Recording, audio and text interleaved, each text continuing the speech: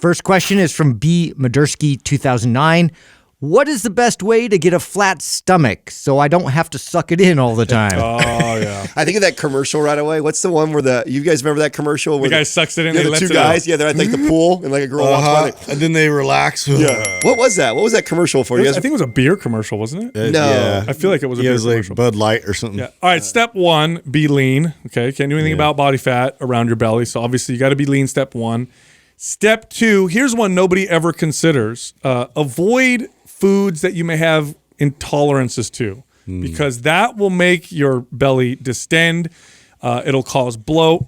And so many people, I used to have so many clients that accepted this as a part of life that they didn't realize that this is not supposed to happen, right? You're not supposed to, after a meal, you're not supposed to sit back like, and I thought this was normal too, because my grandfather, my dad, everybody, right? They'd eat a big ass bowl of pasta, big bunch of bread with sauce, whatever. At the end of dinner, they're both sitting back, unbutton their jeans. Yeah. You got to take like 2 belt loops off. Yeah. Yeah. Because it's just. And my grandfather used to do this. He'd come over and be like, he'd hit the side of his belly and be like, look how hard it is. It's all muscle. Yeah. That's not supposed to happen. You're not supposed to bloat like that. So you're probably eating something that you're intolerant to.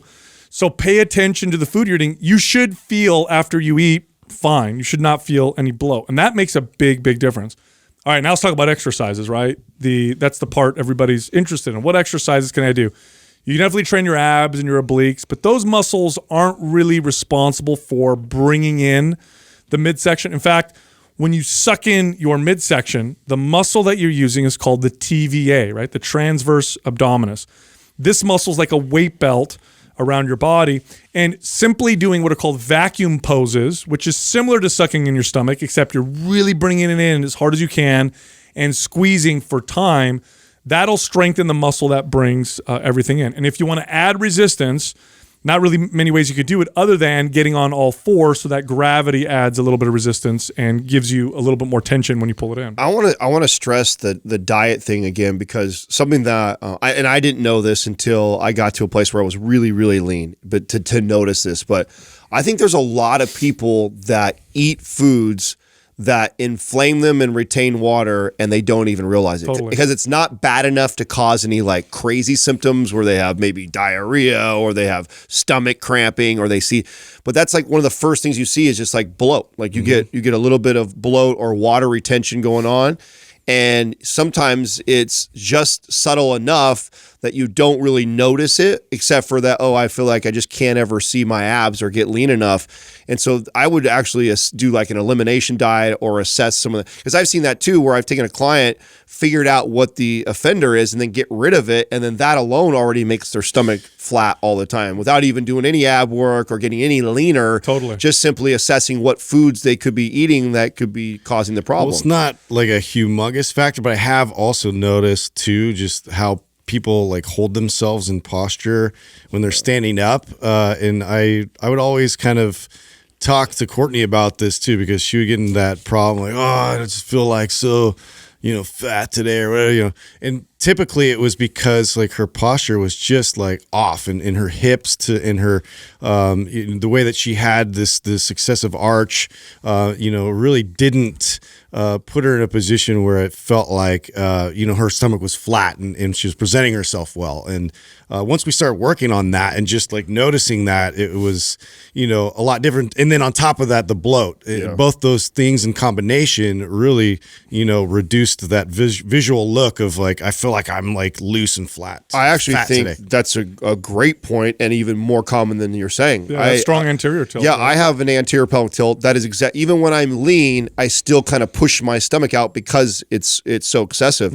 And working on that flattens the stomach out, because you think the hips rotate out like this. It pushes the stomach forward. Yeah, it pushes the stomach forward. So even if you get lean, you always kind of have the stomach kind of going out like this, where by you getting the hips in the right position or neutral, it kind of lines up the spine and makes the stomach look a lot flatter. So that actually is more common than I think you think. And between that and maybe eating something, because I imagine there's somebody who's asking this question isn't somebody who's 60 pounds overweight. I mean, because I think the answer is know what that is. Yeah. I think you're aware obvious. of this is normally people who are like, man, Adam, I feel like I'm in pretty good shape, but I still have this kind of pooch going on right here, and I can't ever seem to see my abs. And a lot of times that's either the bloat, like we're talking about, or what you're saying, Justin, right now is the your hips and your pelvic tilt that's caught pushing the stomach out. Yeah, and this is like when people will fast for a day and be like, "Oh my god, my stomach's so flat," and it's because they didn't eat the food that causes the bloat. The most common foods that cause bloat in people, and this isn't everybody, it's just the most common ones, right?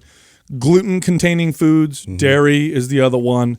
And then some people do this just from lots of carbohydrates. Gluten for me really does this big Alcohol time. too, Now, and now here's a funny thing: beer, right? People say, "Oh, beer belly." Beer is a gluten-containing alcohol. Yep. So you've got the alcohol plus the gluten. Yeah, it's a double whammy. And if you have an intolerance to gluten and you drink beer, you may notice you get this, bloat. Another sign that this might be you is if you're somebody who sees such a drastic difference between going to bed and then waking up in the morning. Yes. Right? So after that's all been digested and kind of gone through and stuff like that, inflammation comes down, you wake up and it's like, whoa, like night and day difference. Your stomach's really flat in the morning, but then as soon as you start eating foods today, it's not like that anymore. If that's a really extreme difference, this is also another sign that this is probably what your issue is related to diet more so than it is exercise or not quite being lean enough.